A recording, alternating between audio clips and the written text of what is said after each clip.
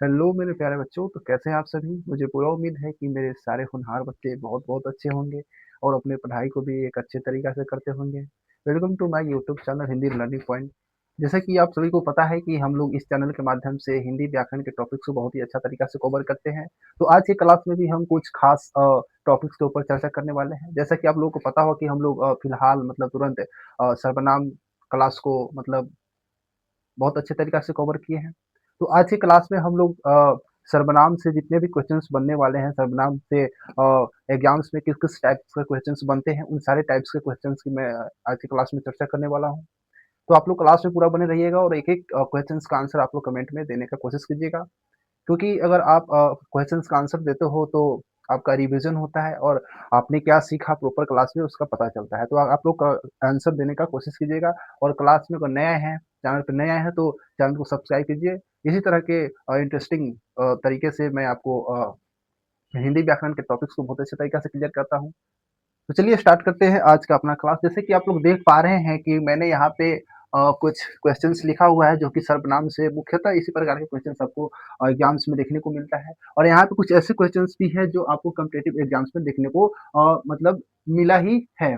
इसी टाइप के क्वेश्चन वहाँ पे देखने को मिलता है। तो आप लोग क्लास में बने रहिए और क्वेश्चंस का आंसर आप लोग देने का कोशिश जरूर कीजिएगा। तो चलिए स्टार्ट करते हैं। जैसे कि आप लोग देख पा रहे हैं कि पहला क्वेश्चन है कि सर्वनाम का आखिर अर्थ क्या होता है ना।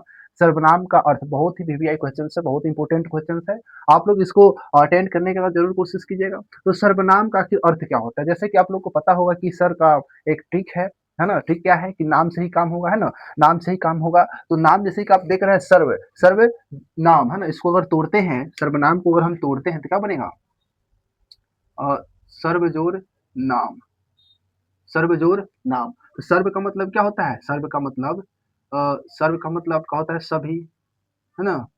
और नाम का मतलब क्या होता है, नाम। इसको यूज समझा जाता है कि सभी नामों के लिए जिस शब्द का यूज किया जाता है उसी को क्या करते हैं हम लोग को सर्वनाम कहते हैं।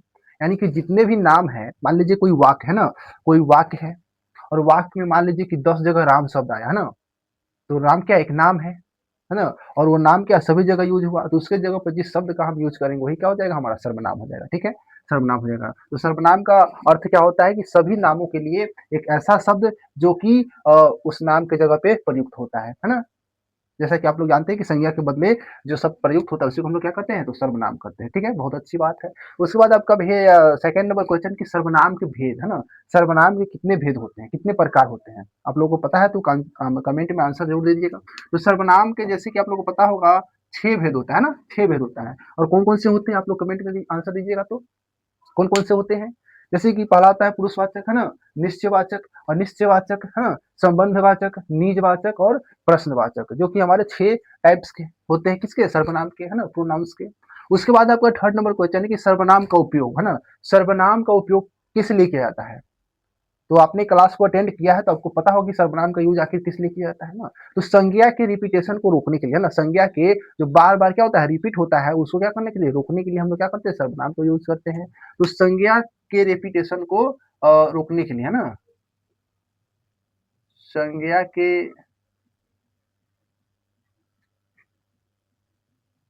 रिपीटेशन को रोकने के लिए, है ना, किसका यूज करते हैं, तो हम लोग सर्वनाम का यूज करते हैं। किसको रोकने के लिए, तो संज्ञा के रिपीटेशन। रिपीटेशन का होता है कि जो बार बार शब्द आ रहा है, जैसे कि राम 10 बार आ गया, है ना, तो उसके जगह पर जिसका हम लोग यूज करते हैं राम शब्द को मतलब एक बार यूज करने के लिए, तो वहां पे हम लोग सर्वनाम का यूज करते हैं। ठीक है, उसके बाद है कि निश्चयता की बात किस सर्वनाम में किया जाता है, निश्चयता, फिक्स पॉइंटेड, है ना, कि जिस बारे में हम लोग बात कर रहे हैं वाकई में वो वही चीज है।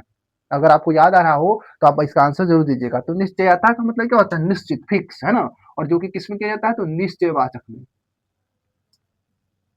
निश्चयवाचक सर्वनाम के अंतर्गत निश्चयता की बात किया जाता है, फिक्स होने की बात किया जाता है ना। उसके बाद है कि स्वयं अपना का बोध कराने वाला सर्वनाम, है ना। और वैसा सर्वनाम जिससे अपने आप किसी काम को करने का बोध होता है ना, अपने आप किसी काम को करने का बोध होता है ना, तो वो क्या होता है, जिसे अपने का स्वयं का बोध होता है, तो वो कौन सा होता है आपका, तो वो होता है आपका बेटा निजवाचक।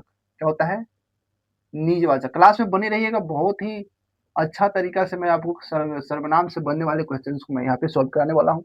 उसके बाद है आपका 6 नंबर क्वेश्चन है कि मौलिक सर्वनाम आखिर कितने होते हैं? मौलिक सर्वनाम ये बहुत बहुत बहुत इंपॉर्टेंट क्वेश्चन है, खास करके कंपटीशन वालों के लिए, है ना? तो आप लोग क्लास में बने रहिएगा और ये क्वेश्चन आपका पूछा गया है ना?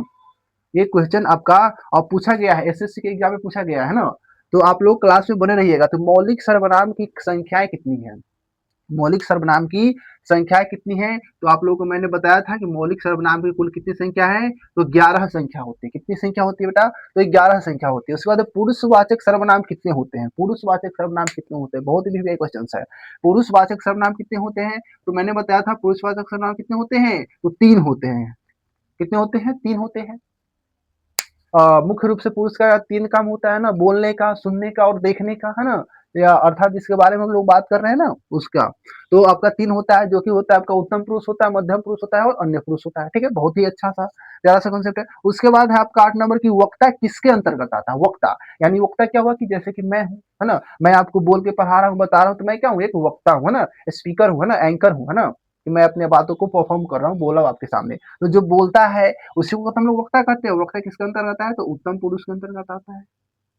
बहुत ही प्यारा सा कंसेप्ट है आपका, उत्तम पुरुष के अंतर्गत आता है। ठीक है? तो ये है आपके कुछ सर्वनाम की बेसिक्स क्वेश्चंस और इंपोर्टेंस भी है ना? बहुत ज्यादा मतलब बहुत ज्यादा इंपोर्टेंस क्वेश्चंस है। आप लोग देखने की कोशिश कीजिए। उसके बाद मैंने यहाँ पे 9 नंबर में मैंने लिखा है कि कुछ सेंटेंस दिया गया, वाक्य दिया गया है और उसमें आपको संज्ञा सर्वनाम को पहचानना है कि आखिर किस सर्वनाम के भेद के अंतर्गत ये आते हैं।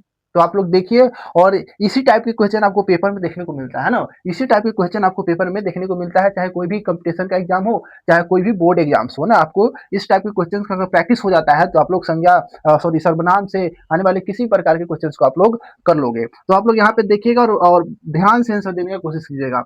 जैसे कि आप देख पा रहे हैं कि तुम अपने आप पढ़ते हो, तुम अपने आप पढ़ते हो। मैं यहाँ पे अंडरलाइन कर देता हूँ जिससे आपको क्या हो जाए, सुविधा हो जाए कि वही शब्द क्या है, संज्ञा है, सॉरी सर्वनाम है। तो आप लोग पहचानने में क्या हो जाएगा आपको, तो सहायता मिलेगा ना।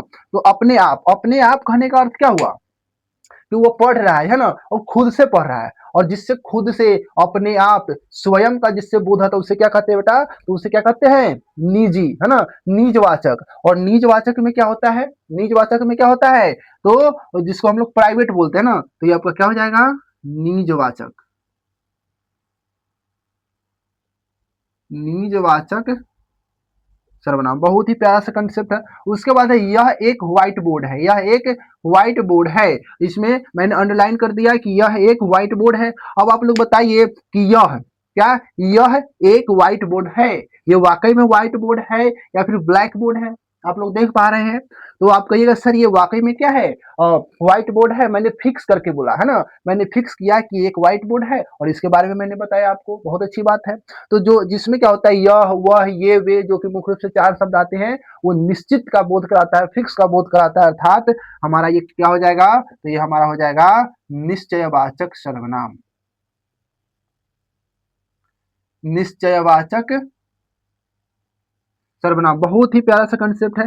बस आप लोग क्लास में बने रहिएगा। उसके बाद है मैं आपको कल राम की कलम दी थी, राम की कलम दी थी। मैं आपको कल राम की कलम दी थी। मैं यहाँ पे अंडरलाइन कर देता हूँ। इसमें 3 शब्द है ना? 3 शब्द आखिर कौन कौन से हैं और ये पूरा वाक्य किस सर्वनाम के टाइप्स का है? तो मैंने आपको बताया कि इस वाक्य में बोलने का काम मैं कर रहा है, सुनने का काम कौन, आपको कर रहा है, और किसका बारे में कहा जा रहा है? राम के बारे में ना, राम के बारे में। तो वैसा सर्वनाम जिसमें बोलने वाला, सुनने वाला और जिसके बारे में बात की जाता है उसको क्या कहते हैं? तो उसको हम लोग कहते हैं पुरुषवाचक सर्वनाम। क्या कहते हैं? पुरुषवाचक सर्वनाम। बहुत बढ़िया, बहुत प्यारा सा कंसेप्ट है। बस आप लोग क्लास में बने रहिए। उसके बाद मुझे कुछ खाना है, पढ़ना है, सॉरी मुझे कुछ पढ़ना है। अब यहाँ पे मैं बोलूं कि मुझे कुछ पढ़ना है ना? मुझे कुछ पढ़ना है, तो आप कहिएगा सर आपको क्या पढ़ना है ना? क्योंकि आप कंफ्यूज हो, आपको पता नहीं चला कि सर क्या बोल रहा है, कि क्या पढ़ना है ना? तो क्या हो जाएगा? कुछ, कोई, जो कि 2 शब्द आते हैं, जिससे क्या पता चलता है कि अनिश्चयता का बोध पता चलता है ना? अनिश्चय वाचक सर्वनाम, अनिश्चय वाचक सर्वनाम है ना? उसके बाद है कि कौन देख रहा है, कौन देख रहा है ना? कौन, कुछ, ये सब जो शब्द होते हैं किससे, प्रश्न करने का, है ना? मैंने आपसे पूछा कि कौन देख रहा है, तो आप आंसर दोगे कि मतलब जो आपको देख रहा है आप आंसर दोगे तो क्या हो जाएगा, कौन क्या हो जाएगा, प्रश्नवाचक, है ना।